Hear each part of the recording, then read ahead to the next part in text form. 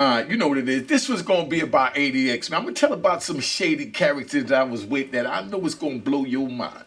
You know what I mean? Because I done been there, done that, and all that. So when I speak facts. So if you want to question it, you know, go question a rock. You know what I mean? Because they ain't never going to change. It's still going to be a rock. So let's keep this thing moving. Let's start the party. Subscribe while you're waiting. Hit the like button, share all that crap. Let your friends know what it is. All right?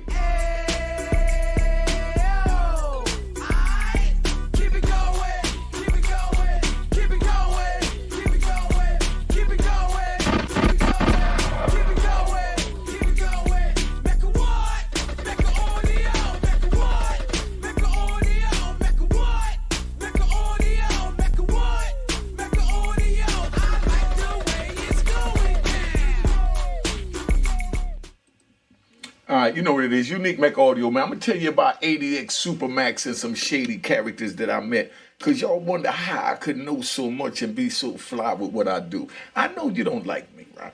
But, you know, it's all good. I had a unit manager. You know, we talking about prison. It's a prison story. I had a unit manager, a little cocky Mexican dude. I'm out west, right? I mean, the Mexicans run the joint. We got to keep it 100, right? Now, little cocky dude, he couldn't stand me. All he did was work out and he stuck his little chest out and thought he was Cop Diesel, you know?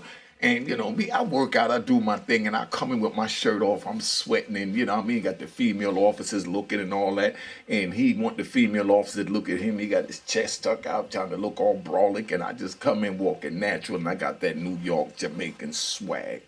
You know, so all the females looking at me, and he mad. So every time he see me, he tried to, you know, start something. I didn't understand this dude for the life of me. I'm like, dude, you're not even in my lane. You know, you're Mexican and I'm black. Let's leave that alone. But, you know, he just wilded out. But I just wanted to say that about the joint that, you know, the first time I went to ADX, that was experience, right? That was experience. I'm going to take you into the mind frame of where I'm at with that. That was a real experience because I seen people and things go mad, you know? I seen a dude, right? Because I'm a ride right now. I seen a dude that used to take his clothes, his prison khakis, right? And he put them under his bunk and he'd line it up like if he gonna iron it, and then he put his mattress on it. And he lay on it with the mattress all week until Friday night. Friday and Saturday, by Sunday, I'm gonna get to Sunday. Friday and Saturday, he'd take this mattress, he tied up on the wall, he put this shirt on, he all creased up. And I know you rat bastards and flip-flop wearing in public trolls and say how he even could see what he doing in his cell and he in ADX. Good question, Mr. Rat Bastard. I'm gonna answer that before you even ask it, because I know where you at. You know, I know how you trolls think, right? Now, when you in ADX, the way ADX is set up, down bottom, you know, you got everything is glass, so the police could walk by, the cameras could see it, and they could see everything they're doing all the way up to the Sally port, but they're not allowed to put a camera in the cell. You know, because in the cell, you know, you get naked, you go in the shower, you know, you masturbate, you know what I mean? So they're not allowed to violate your privacy and put a camera in the cell, but it goes right to the Sally port. When the police come in, they come in the Sally port, they got these big batons and, you know, they talk to you, and you got two of them on each side, big electronic batons, so you stick your hand out, they zap you or they whack you, you know how they do, whatever they feel like, you know. And we had a really asshole police that worked up there. Young boy. He hated us because we was the characters that he seen on the news, and his wife worked there.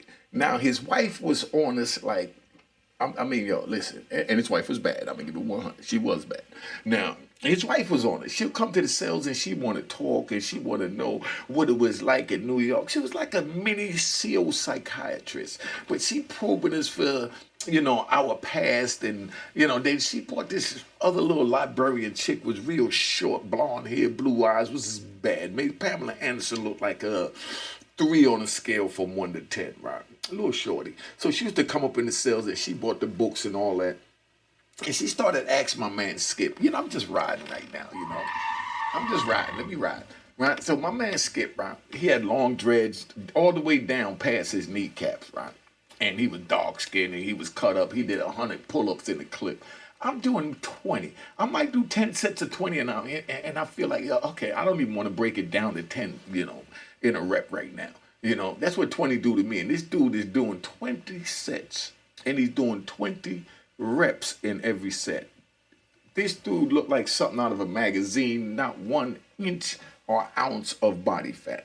This girl used to come to the cell and she always probed us and asked us what was our feelings and emotions and all this crap that we didn't want to talk about. And I ran in. She started talking to the homie down there and she talking to him. He winds up booking it and she, she started bringing him a little weed and, certain little things like that. Then, like I said, the camera only go to the Sally port, so she'll play it off like, she's holding a book, reach her hand in, she, jerk him off, things like that. Yeah, in ADX, we make it happen. See, that's the little black and white TV they give us. Let me show you. Remember them knobs? You remember them knobs from back in the day?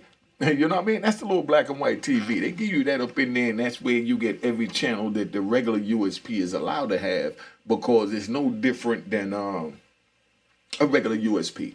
That's why they call it ADX. The AD stands for administrative, you know what I mean? Administrative, maximum, So you're allowed to have everything being that you're in administrative and not detention. So you allowed to have everything they could have in a regular USP, a regular prison. That's what USP means, United States Penitentiary. For you rat bastards, they want to, I just like to hit my shots at you rat bastards. You know what I mean? I love you, boy. You know what I mean? Without you, be no me. But now, so, we sit there and, that's how ADX is set up, man. But let me get back to Duke. Remember, I'm riding, I'm riding. If you can't keep up, get the hell out the car. These are the channels you can go play with, right? So now, we back to Dude. Friday night, he got his clothes creased up and he buttoned his shirt all the way to the top. Just that one button, and the rest is out. He got his little wife beater on and he got his flip-flops on in the cell. He got his flip-flops on in the cell and, he walking around and, he drinking his coffee, he chilling, he watching his little TV. And you can see him, like I said, through the window. When you look out, they got the big glass window. And it's another glass window that goes from downstairs to upstairs, and they turn the light off in the rec room. That's the rec room on the other side. They turn the light off on that. When they turn the light off on that, you can see in the cells because the light is off in the hallway, but in the cell got their light. So if you look in the thing, you can lay back and you can see what everybody's doing on the tier. And you did things like that to keep your mind occupied. See, you rat bastards wouldn't be able to even think of that, much less surviving it. See, that's the Sally Port right there behind me. You know what I mean? See, that's the Sally Port. That's what I'm talking about. So, she used to come in there and right where the police is standing is in the cell. That's probably the warden or some official who he got on the suit. She'll go right there. It's a set of bars there, and it's another set of bars on the inside if you look carefully. Now, that closes, and they stand in that hallway. So she'll come down there with the books, the little shorty I was telling you about that knocked Pamela Anderson out the box, and she'll reach her hand in and she'll hold a book like she's reading a book and put her hand under the joint and work my man, and he had it, right? So they get mad. So this is what they do to homie, right? They send homie to Springfield. Springfield is like the Bellevue for New York City. It's like the big medical hospital, like Presbyterian. But they send him to the prison Presbyterian type hospital, and he go there, and about maybe 3-4 days later, they come back and they start clearing everything out of the cell. So we were like, whoa. And can you believe that this dude, like I said, is the healthiest dude that was in the prison. He doing 20 sets of 20 reps pull-ups. And he drops dead after he go to the hospital because this little white chick was choking him off. That's how serious the government is. Don't think they playing games with you. They said, oh, no, you in our Supermax, we don't even want this to get out. You know what I mean? Much less you getting away with one of our women. And we up in the Rocky Mountains, man. They had no radio stations when I was there. Only songs they played when I was there, right? Other than Kenny Rogers, Shania Twain, and that's how I know these dudes, Luke something, They played all these country music, boys, and then they'll play like the mainstream pop. They had to join Big Pun, I'm a Punisher, that's what Pras was who was on it, who had the song, but he was on it. Then you had the other joint, right? Let me think, relax. So then we had, the I'll Be Missing You with your boy Biggie. You know what I mean? When Biggie died, that was 96. I was up there in ADX, and they played that on the radio in the country stations, and I couldn't wait for that song to come on, just to hear some black people singing. See the bars opening? That's the Sally Port right there. You see, watch when this door open. See, and see the second bars that lead in the cell. So the police stand in that sally port. See, I give you good content. I show you what's going on.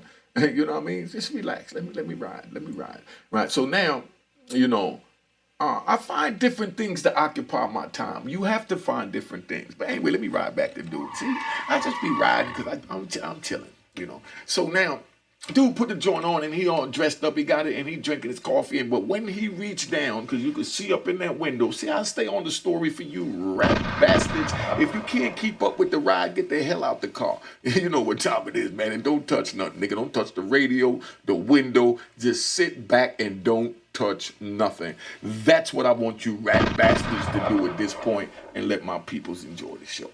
Right. So now he got the one button on, and when he reached down and he puts on his sneakers, once he puts his sneakers on his feet, it's on and popping.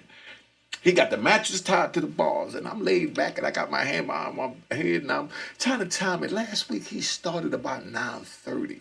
You know, and the week before that, he started like 10. So, you know, you figure it's between 9:30 and 10, but this week he started at 9 o'clock.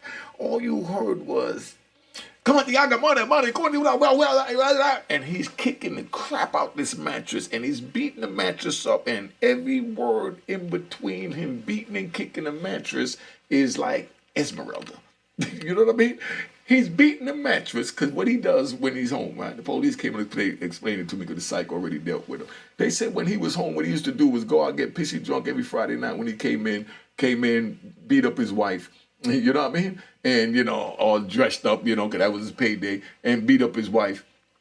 And that was his thing on Friday night. So now he in the prison, right? Come to find out he killed his wife. So she's dead. So Esmeralda is haunting him. Esmeralda's been on his back for a minute. So every Friday he's fighting off Esmeralda's spirit from coming down and attacking him. And he's in there kicking Esmeralda, which is the mattress, you know what I mean? And he's calling everything in a book. I'm like, oh man, he's pissed. So, I mean, yo, there's times when he grabbed the mattress and you see him trying to pick the mattress up like he's body slamming the mattress, but the dude done tied it to the bars. And he's wrestling with it like if it's a woman fighting him back. And I'm laid back and I said, oh man. So when he start doing that, police walk up, they hear the noise and they see him in the cell and they say, all right, call the doctor. So then here come the man in the white robe. He come with a little tray of pills, you know what I mean? And he talks him down, say, here, take one of these and relax. Esmeralda is all right, you know what I mean? Esmeralda tells me to tell you that she's having a good time and she's all right with the family and kids. And he's like, oh, Esmeralda's okay? Nigga, you killed her. Okay, you killed her, my nigga. Oh, man. Hey, I'm downstairs cracking up. I'm doing Life Plus 20, and this is the real live movie that I'm watching, right?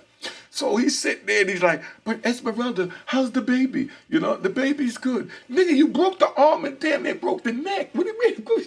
How is the baby? They don't want you around them. But this is this dude, right? This is his Friday night. But that's the type of thing that goes on in ADX on Friday night, right? And then we had this one freak police, right? I'm a ride. We got this one warden, right? I think it was a warden or AW, somebody big up there in the officials.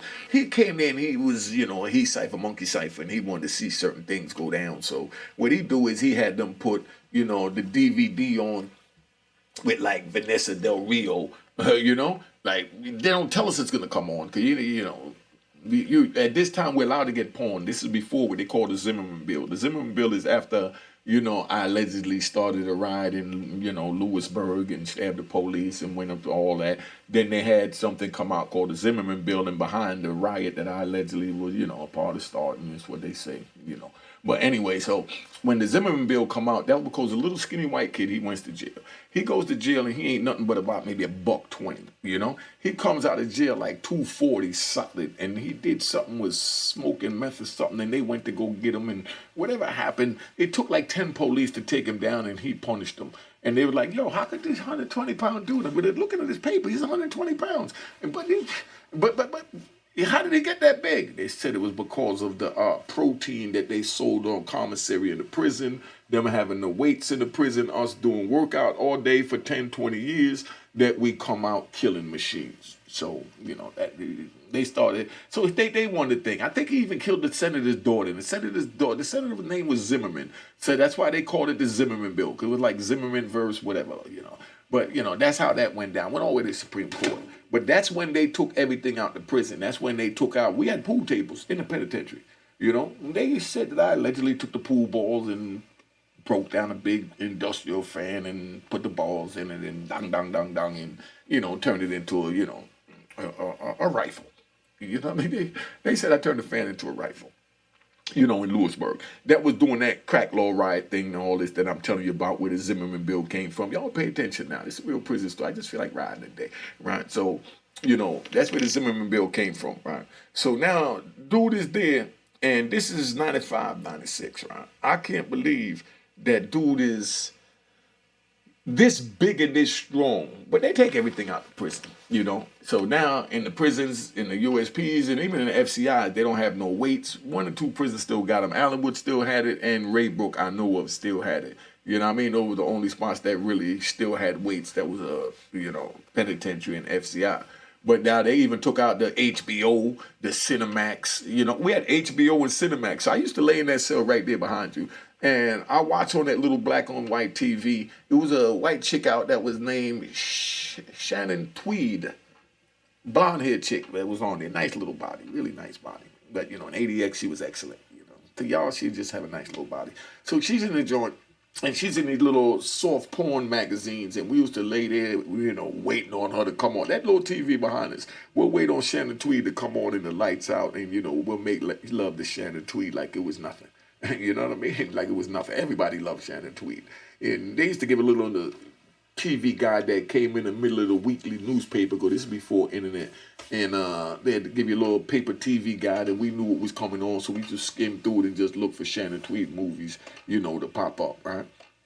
Now, I took my GED in 1998. That's when I learned to read, because I'm riding. All right? Remember, I'm riding.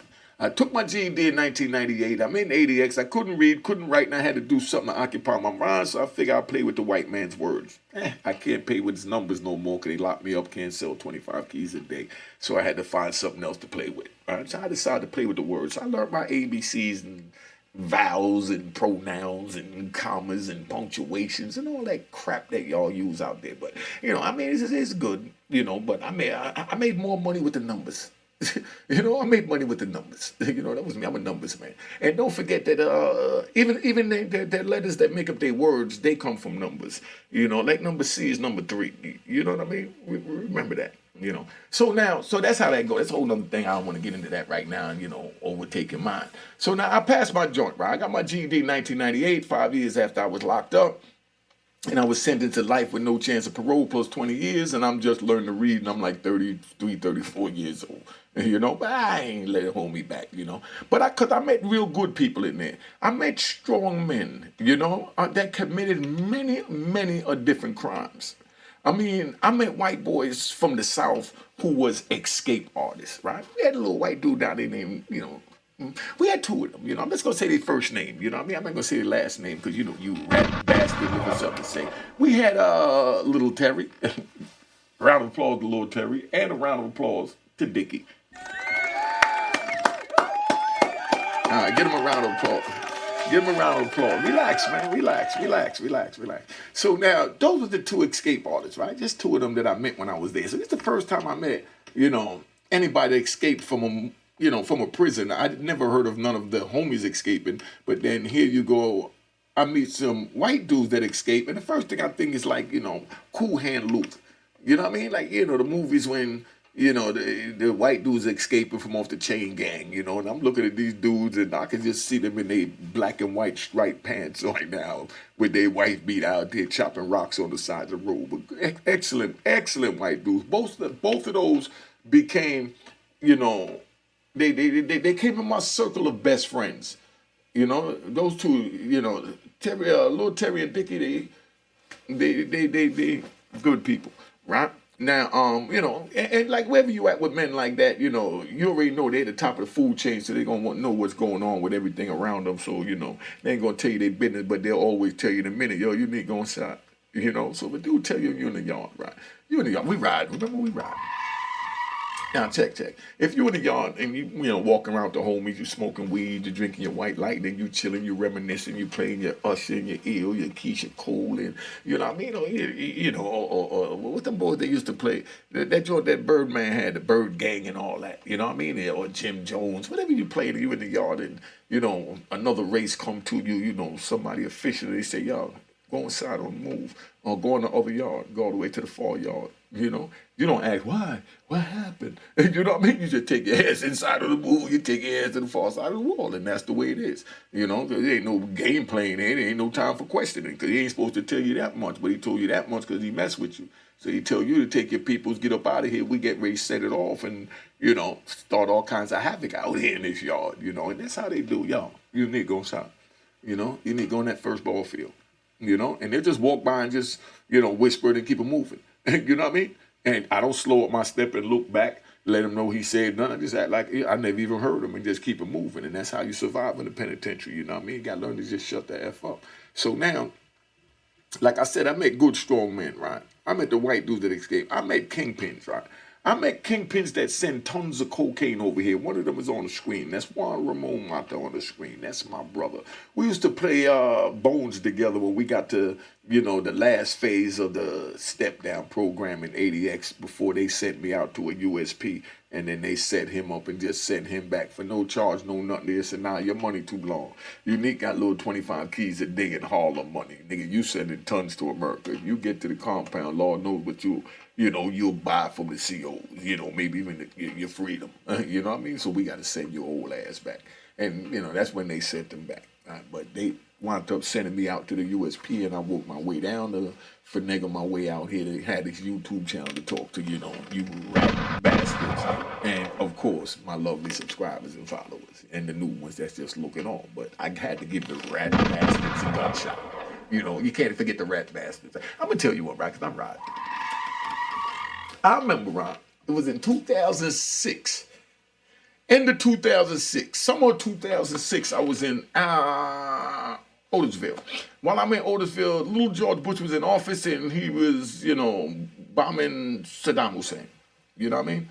And he had his little thing going on with him, And then, don't forget 9/11 happened and they was already on Saddam Hussein, but then the homie bin Laden, you know what I mean, was, held responsible for the World Trade Center. So when he was held responsible for the World Trade Center, you know what I mean, George Bush told him to go send the missiles, you know what I mean, and go hit, Afghanistan with the homie bin Laden, right? So now they go out there and they go hit, the homie bin Laden. So before you rat bastards start talking about he said homie, I'm just saying homie because he was our color. Stop it. Okay. So now, right, I had to get a rat bastards a gunshot. I don't forget the rat bastards. Never forget them. You know what I mean? Because they ain't going to forget you. Because they're going to hate for the rest of their life. So check it out, right? So while they went there and they was coming back to the joint, George Bush, after he bombed Afghanistan and he was trying to get into Saddam Hussein's castle to look for, SMD, that didn't weapon. You know what I mean? So that's what he was looking for. But, they couldn't find nothing. So on their way back from Afghanistan, they said, yo, boss, we got 3 extra missiles we didn't use yet. But we took the target out with the 27 instead of 30. What you want us to do with the 3? You know what I mean? And, of course, George Bush said, Chapo Matta sit down to let them know that we still thinking about him. You know what I mean? So they went drop 3 more missiles on Saddam on the way back from dropping 27 on bin Laden for holding him responsible for the World Trade Center. But that's how gangsters move. So that's how they looked at it with me and him, right? Pay attention to the story because I'm riding. Ramon Matta money was like this, you know what I mean? My money was like this, but to y'all, you know what I mean? To people in our little community coming out the rat race, my money was like this, you know what I mean? But to Ramon's money, it was like this, like a tight fist, you know what I mean? But so they said, let the nigga out. You know what I mean? His money ain't that long. Let the nigga out and hold on to the, Honduran. He's from Honduras. Round of applause to Honduras. Round of applause to Honduras. And rest in peace to Left Eye. All right, relax, y'all. Let me finish the story. So that's where we at, right? So they sent him back in the program. Y'all paying attention to this? So I'm going too fast. I'm driving around too much. I just feel like bending a couple of corners and, twist you up a little bit and bring you back to the story because I'm good at this, right? So, you got Juan Ramon Matta over there, right? They said put him back in. let Unique out, you know. But after we left, we stayed in contact. Good man to the heart, beautiful children, you know, and crazy businessman. But every time we played, they said fiddling, right? So that's the kingpins that I met. Let me give a little bit more, right? I even met political fighters, right? I met political fighters that was locked up from in the 70s. You know, this is in the 90s now. So they was already locked up 20 years, you know, when I just did my 26 years. You know what I mean? So they got about 26 in, the same amount of time as me. And these are political prisoners, right? I met a white dude named Ray Luke Lassiter. French, you know. He used to rob banks and give the proceeds of the bank to fund the Black Panther Party. So, you know, they hated him in the government. Here's a white dude robbing banks to, you know, fuel, you know, the Black Panthers. Y'all don't even know nothing about him. You see how y'all get jewels over here? You know, y'all see how you get jewels over here? Stop it, you know? Now, so he's sitting there, right? He fuels them. And then, let me tell you about something. I just feel like riding. You know, I don't want to give you too much about Ray Luke. Y'all go look him up, man. I bet they don't even have no YouTube videos about him. I know YouTube videos about him, they wouldn't even know what is going on, but they'll all jump on it because there's mad people looking him up because his name is big worldwide for that movement. He's a part of history that they don't teach y'all about. You know what I mean? Now, right? Thank you. You know? So, where we at now? So okay, I was locked up with Delroy Uzi. If you don't know who Delroy Uzi is, right? I was locked up with Delroy Uzi. Delroy Uzi is one of the people that's responsible, you know, for helping Siega in Jamaica to get in office in the 1980 election. He came up here, a big dog in a, you know, booyah, and big dog in a yard, and, you know, I'm official. You know what I mean? Everybody in Jamaica knows that name, Delroy Uzi. You know what I mean? Like they know Tom Cruise. You know? Delroy Uzi, official. Well, I was with Delroy Uzi up in ADX. You know, we used to get our Source magazines and then rap pages, Hip Hop Weekly, and, you know, Wired magazine and Popular Science, and, you know, just all types of magazines we get up in there. And Delroy would collect all the magazines, and then he'll go get stamps from the commissary, like $20, $30, $40 worth of stamps, and he'll send big envelopes of our old magazines to the people in Jamaica. And he did that from in his jail cell. He's still thinking of giving back to the people and still giving back to the people. Delroy used to collect every magazine. When we was done, everybody in our little square unit where we was at knew to send Delroy their old magazines. You know? And Delroy put a big envelope and send it back. Delroy get a round of applause. You know? Delroy get a round of applause. Relax, y'all. Relax. You know, and let me say this. I say Delroy get a round of applause right now. You're going to have the right bastard say, but Delroy did this, Delroy did that. But Delroy was a part of the jungle. And he played by the rules of the jungle to the extreme. And you can't make the rules to the jungle. You just can't break the rules. And you hope that you're not breaking someone else's rule. Because then that could cause your demise. If you pay attention to what I'm saying, everyone have their own set of rules. They own respect and morals and code that they go by. But the one code that's the same all the way across the board is you don't tell on your comrade under no circumstances, no gray area, period. All right, now, so we got that. Well, that was Delroy Uzi, you know, so you know who he is, right? So I was with Delroy Uzi and, you know, I was with Booby from the Booby Boys.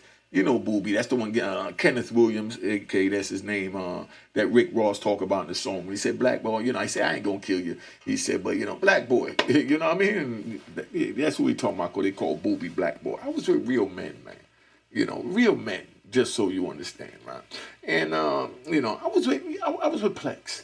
Let's not forget, you know, his Cody Plex, right? And E40. You know what I mean? Round of applause to Miami, man. Gotta recognize Miami, man. Gotta recognize Miami and the Boogie Boys, man. Come on. Gotta recognize them. Come on home, big bro. We rooting for you. You know what I mean? We had Akbar Prey out of Jersey. You know what I mean? We had all kinds of people. I'm going to name a few people, right? So we had William Underwood, Guy Fisher, Freddie Myers. I was locked up with every name that I'm naming. So you rat bastards, please stay in your lane. Please stay in your lane. You wouldn't be able to survive around any one of these men in the penitentiary. So just please, play your position, man. And either watch the content or get the hell off the channel. All right? And take this with you. All right? Like I said, I was locked up with, William Underwood, Guy Fisher, Freddie Myers, Fat Stevie, Peter Monsanto, you know what I mean? Steven Monsanto, Little Herbie Sperling that was with the French Connection, Little Ralphie, Blue Thunder, Boy George, Obsession, I mean, Jimmy Fingers, Poison Clan, Antonio White, DC, you know what I mean? Come on, man, JR from Chicago, Kaz and C-Dog from California. Man, I could go on, man. I was with the men of the men, man. And we all respect and represent each other. And let's not forget Lou Sims, Ferris Peter Shue, Kevin Childs. I didn't want to just name my homies. So I named people from, different generations and from different geographical locations around this place. So that's where we at, right? So, we all had to figure out how to survive with these life sentences. So don't think that we in there just killing each other, this and that. But what we're in there doing, because we're not doing none of that, we're running our own community in this inhumane society that they put us in. And then you have elders that put things in certain order to keep the youngins like me that came under them. Like I said, I came in selling dope and God tried to tell me, Underwood tried to tell me, man, yo, what are you doing? And God, it was mad that, I'm from New York, I'm making them look bad, I'm bringing dope in, I'm doing me on the compound, allegedly, all that crap, you know what I mean? I didn't want to hear that from them, just like the youngins don't want to hear from us right now, But better believe they listening, because I know I was listening. But I didn't care what they were saying, but I was listening and I stored it. And, when I laid down after another 5 years, 10 years go by, I lay down and I said, man, what am I doing? And that's when I snapped out of it, and that's when I decided to better myself and said, let me work towards getting my thing together so I could go home and, do a YouTube channel for, the rat bastards could have a fly nigga to play with and, look for something to talk about, But we figured it out, man. And that's when I learned to read and write. That's why the moral of this video is learn to read and write. Stay in school, get a job. Don't wind up having to go through all this crap that I went through to meet these people, because none of that's to brag, boast, or none of that. That's just to let you know straight up that I screwed my life up. They screwed their life up, and we all made it through a trying situation.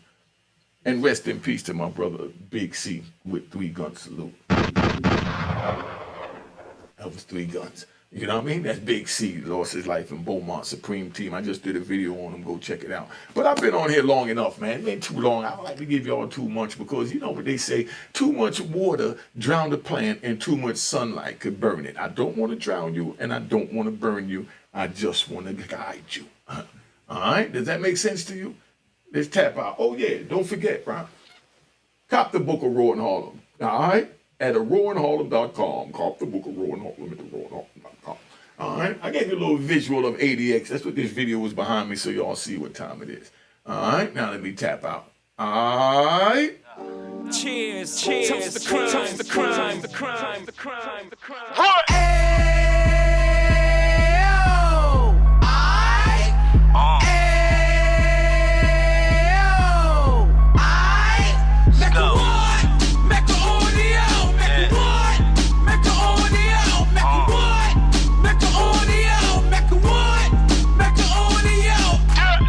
Fresh out the can of 26, yeah. He back on the strip, getting back in the mix. Yeah. What he mentions a gift. You stand up 10 toes down, and I suggest you pay attention to this. Real. Take a little gully posse and put it in Harlem. He cut from the bottom, came up from the bottom. Drop the book, you should go and get it. An Instagram page and a YouTube you could go and visit. Then you could consider yourself LinkedIn. Sit front row and get Jews from a kingpin. How he went through it so you ain't gotta go do it. To not pay attention would be stupid. Talking about a man that probably put your grandfather on. Probably the reason that him and your grams got along. A man that generated millions on the block, did his time, never squilling to the cops, Mecca audio.